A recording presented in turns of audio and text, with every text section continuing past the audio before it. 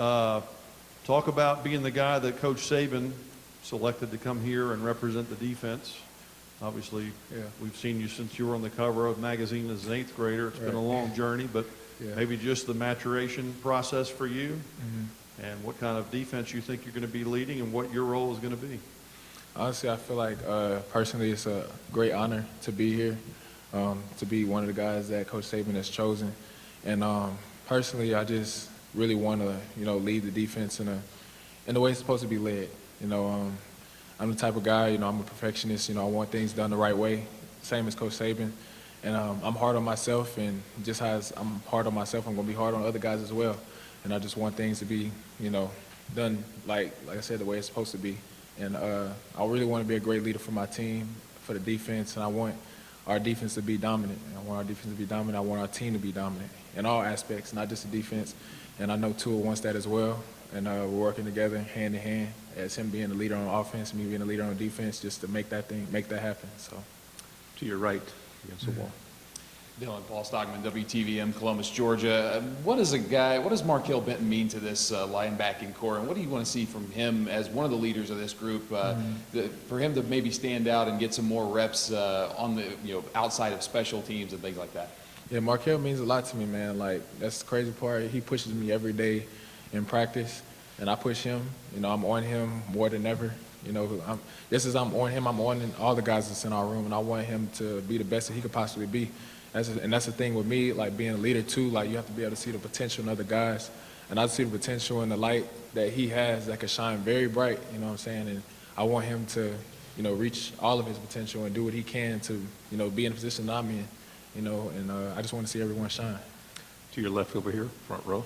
Hey, Dylan, Dean Legge from Dog Post. I wanted to ask you you probably played dozens of games in college. What's the toughest game you played in, and why do you remember it being the toughest game?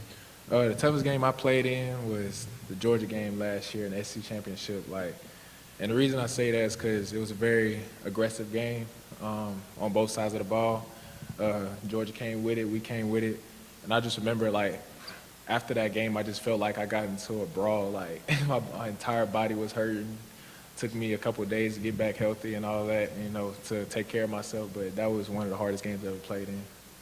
Second row, right here in front. Soraya Ponder, Tuscaloosa News. Hey, Dylan. So Alabama is known for their defense. Do you feel as if, or do you see you guys getting back to the Alabama standard for this season? Oh yeah, of course. That's what I was telling the first reporter, and that's one of my main things. That's really what I'm focusing on. But it all boils down to the right leadership and guys being on the same page. Because the coach is going to make the right calls. It's all up to us, to execute it. So, with that being said, it's all up to me to, get that done. And then I tell myself and I tell everyone else, whatever happens with this defense this year is it's on me, and me, I take pride in all of that. I told you guys before, I'm a perfectionist and I want things done the right way, just as Coach Saban wants things done the right way. So, that's how I'm going to take it. Right here, second row of the Braves outfit. Can you talk a little bit about some of the freshmen who have come in and how they went through the spring? Have there been any of those guys that make you say, whoa, this is something special? As far as in our linebacker room or just all over? Just any of them. Okay, well, just speaking on all of the guys that came in, it really shocked me because a lot of the guys are very talented, and for them being here such a short amount of time, they're grasping on to, the defense and even the offensive play calls very well and very quickly. And I'm just each day that goes by, I try and tell them, the ones that's struggling, that it's okay to make a mistake. It's okay to move forward and, not feel comfortable right now, because in order to make a mistake, in order to learn and be comfortable in our defense, you have to be okay with making the mistakes that you make. And that's what really helped me, because I was so hard on myself. I was so hard on not getting things right at that particular time that it basically pushed my process up a little bit more, and I learned the defense faster than I expected to. So that's what I keep trying to tell them, and that's why, that's what helps me being a leader too and connecting with my teammates. Okay, gentleman in the blazer. AJ Spur, 90.7 WVUA FM, Tuscaloosa. Dylan, earlier today, Coach Saban said that the loss in the national championship isn't a loss that you ever really get over. Can you speak on how that loss against Clemson impacted you as an individual player and impacted the defense leading into the 2019 season? It really impacted me a lot. It left a bad taste in my mouth just because I feel like I didn't do enough. But this year, like, I really have the mindset that I don't want to leave the field. And that was like really something that I had to deal with the entire year because, like I said, I wasn't a Mike linebacker, so it was times I had to leave the field, for the other guy to come in and take that responsibility. But now it's like, since now it's in my hands, it's my defense, I can run it the way I want to run it. Like, I want it to be crisp. I want everything done the right way. I want, to never leave the field. I want guys to be able to depend on me and know that I'm someone that they could depend on. And like I said, overall, man, it's just, I'm very eager for this season to start. So. Kate, in the blue dress, thank you.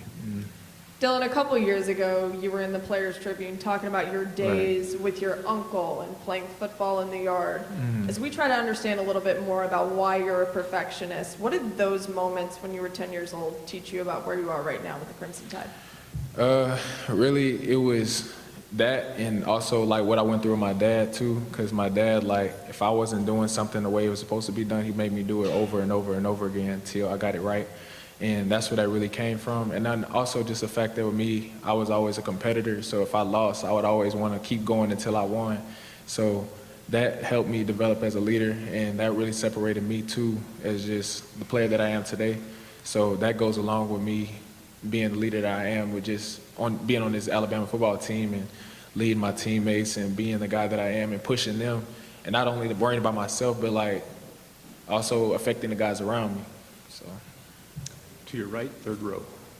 Caroline Grace, WAFF, Channel 48 out of Huntsville, Alabama. There was a lot of talk last year about how, in the media, about how, this isn't going to be a defense it's not going to be a normal Alabama defense like we've seen in the past. Right. And I think, y'all went through the season and you kind of proved that point wrong. But in your opinion, what is it that makes up one of those signature Alabama defenses? It's just everyone being on the same page, everyone having the same mindset, and guys like coming together and having like just an ultimate goal that they're trying to achieve.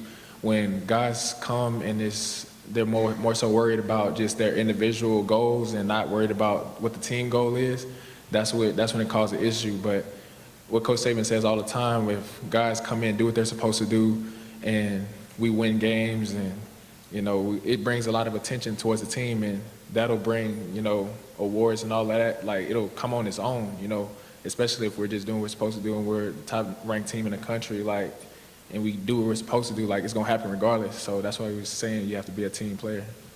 Dylan, over here to your left, camera. Hey, Dylan. You'll have a lot of new players on defense with expanded roles. Yeah. One of those players is LeBron Ray. What have you seen from him during the winter program, spring, that makes you believe that he's ready to take that next step? Man, he's very dominant. He's one of my favorite players on the team. And like I said, for him to be so dominant and so much of a great player, you wouldn't expect him off the field, because like I said, he's so quiet and to himself, and he's real goofy too. But it's like a switch that goes off in his head once he goes on the field, and like I said, that's what makes him that's what separates him from everyone else. Right here, front row. Well documented a lot of ex-players on campus during the summertime. Right. Being put into that leadership role. How do you reach out to those guys, talk to those guys? Not really. Like, I'll speak sometimes briefly, but whenever I speak to ex-players, like, it's just like them trying to give me advice as to like how the next level is and stuff. But for me, it's not really, I'm not really too worried about that. I don't really think too much about the next level at all, really, because my main focus is my team, my defense, the whole team entirely, and just winning another championship. And as far as like the leadership part, like, I'm a natural born leader. I lead by example. And I feel like since I've been at Alabama, it really helped me evolve more as a vocal leader. So I'm just ready to take on that role. Front row here. Hey, Dylan, I'm from Baton Rouge. When you left Baton Rouge, it was kind of shocking when you went to IMG. People really didn't expect it. How did it prepare you for a moment, and maybe this moment now, when you look downstairs and you see the fandom that surrounds Alabama and kind of your journey? How did the beginnings of that stage prepare you for where you are now? It really helped me a lot, because whenever I was in that time period, I left for football, but also left for family reasons too, because I wanted to help provide. I wanted to get in college so I could be able to, like, work hard and get to a point where I was able to, you know, help make a change in my family and make a difference. So with IMG, you know, they helped me develop more as a player, a person, and a man too. And it made my decision even more easy when it came to leaving home in Baton Rouge. And like I said, it was just, I feel like it was a blessing for me to be able to do that too, because I met a lot of great people and a lot of great players there too as well. In the middle, with camera. Dylan, Alabama's known for having, you know, to replace a lot of defensive talent every year, and there always seems to be a guy that steps up in those holes, like Quinnen Williams did last year. Is there a guy, offense or defense, on this team right now that we're not talking about that you think could be this year's Quinnen Williams? I'm not gonna lie, it's a lot of guys that could be like that, and just from, you know, me watching the younger guys and watching the older guys, like it's so many guys that could be like that, and that's the beautiful part about it, because like that's what I want. That's what I want. I want guys to be able to step on board and have that mindset about themselves. Like they're not going to be denied. They're going to be driven to, you know, be the best version of themselves possible. Like I want that, you know. So if everyone is on that same mindset, that brings value to the team in a lot of different ways, and that can get us back in the position we were last year with being in a championship and hopefully winning this year. Right here in front. Drew DeArmond, WZZN Radio, Huntsville, Alabama. Dylan, when you kind of self-reflected after last year and you got with Pete Golding, what was the one or two aspects of your game that you wanted to improve on the most? And then the second part of the question, talk about, he's not getting a lot of buzz because people ask about the young guys, but talk about an old head like Joshua McMillan, who's been patient, who was beside you all spring. Well, first off, with Coach Pete Goldman, it's not really anything specific that he wants me to work on, because like he's a nitpicker. So like with him, he looks at everything that I do and try to find something wrong with it and tells me to fix it immediately. And like he gets on me a lot about it, and that's something that I admire about him for doing, because it makes me better as a player, and like we have a really great relationship. And like I tell everyone else, like he's from where I'm from. Well, he's from Hammond. That's like 45 minutes away from Baton Rouge. So me and him have like a, you know, close relationship in that aspect as well too. As far as Josh, like I said, me and him, he's taught me a lot even when I was a freshman. When I was a freshman, he was an older guy, and I had to be tucked under his wing, Rashawn Evans' wing, Sean Dion, like, so it was a lot of guys, but him and specifically, like, he just, you know, taught me a lot of things, and now being able to play side by side with him, you know, I'm comfortable having him and being able to depend on him as well, so. Two questions right here in front on the right. Rashad Snell, Alabama News Network in Montgomery. You're top 10, if not top five fastest players on the team. How does that speed help your game and make you the player that you are? It helps me a lot, but it's like I don't rely majority on my speed, because it's more so technique about me. It's more so I have to worry about the little things. You know, the little things play a big part, whether it's your footwork, you know, the angles you take. You know, my speed is just a complementary, you know, so if I feel like I need to use it, in most cases, I will, but majority of the time I'm trying to make plays in, you know, smaller areas to where I won't have to use it. Like, so if I'm making a play for loss, majority of the time, that's what I'm shooting for, so. Okay, final question over here to the left. Hey, Dylan. Jacques Doucet, WAFB TV in Baton Rouge. A couple of quick questions. Number one, there's always been this common story that if Les Miles wouldn't have been fired, you would have come to LSU. Is that true? Yeah, I mean, I've said that before on multiple occasions. Like, that was the main thing, and whenever I was a recruit, I did say, like, if, you know, Coach Miles wasn't going to be there, I wasn't going to go to LSU, and that still sticks to this day, so, yeah.